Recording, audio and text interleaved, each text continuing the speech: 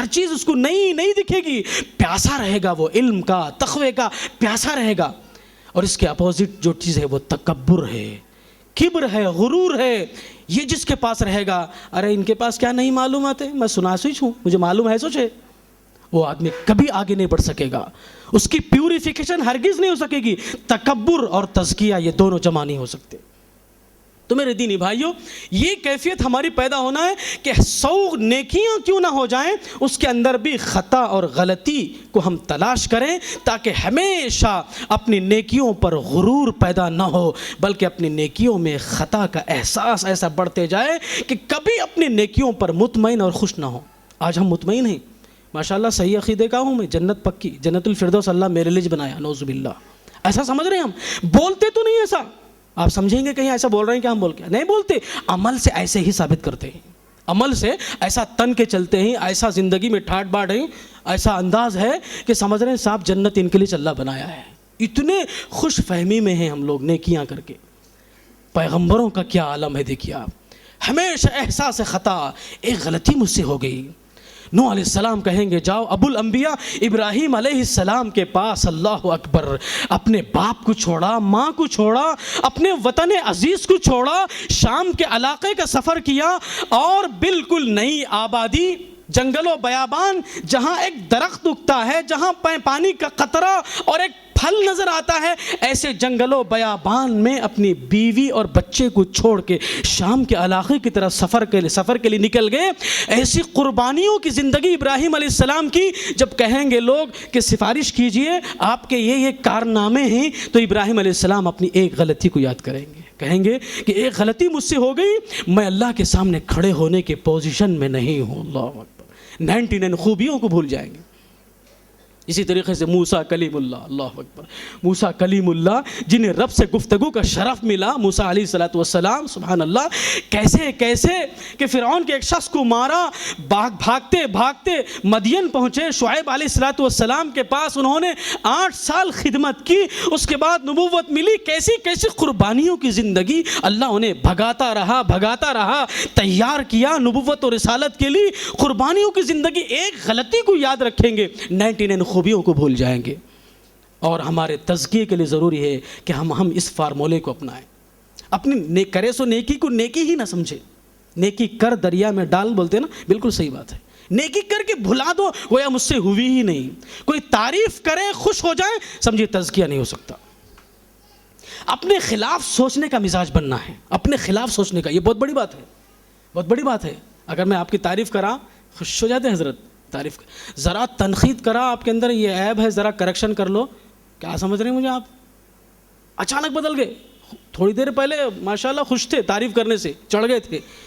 غلطی بتایا شکریہ ادا کرنا چاہیے، غلطی بتایا شکریہ ادا کرنا چاہیے، مگر فوراً جو بپھر گئے، غصے میں آ گئے.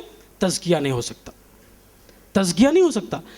حضرت عمر رضی اللہ عنہ کے بارے میں آتا ہے، فرماتے ہیں رحم اللہ عمران اہدا الی عیوبی، اللہ رحم کرے اس آدمی پر جو مجھے میرے عیبوں کا تحفہ بھیجتا ہے. اللہ اکبر. جو میرے عیبوں کو بتلاتا ہے، میری خامیوں کو بتلاتا ہے، میری غلطیوں کو بتلاتا ہے، میں دعا کرتا ہوں کہ اللہ اس پہ رحم کرے. اللہ اکبر. کیا یہ جذبہ ہے ہمارے اندر؟ یہ جذبہ ہے.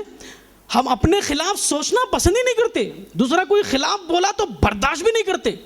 تزکیے کے لیے ضروری ہے کہ اپنے خلاف سوچنے کا مزاج ہو، اپنی تعریفیں سننے کا مزاج نہ ہو، اپنے خلاف سوچنے کا، اور اپنے آپ کے خود جج بننے کا، اور اپنے نفس کو مجرم سمجھنے کا. یہ مزاج جب تک پیدا نہیں ہوگا ہمارے نفس کا تزکیہ نہیں ہو سکتا، اور جنت کا حصول تزکیے کے بغیر ناممکن ہے. یہ پہلا فارمولہ کہ ہم نیکیوں کو فراموش کر دیں. وہ نیکیاں 99 کیوں نہ ہو، اس کو فراموش کر کے ایک خامی کو یاد رکھیں. اگر 100 نیکیاں بھی ہوں اس میں خطا اور غلطی کو تلاش کریں، تاکہ ہمیشہ احساس خطا میں جینے والے بن جائیں.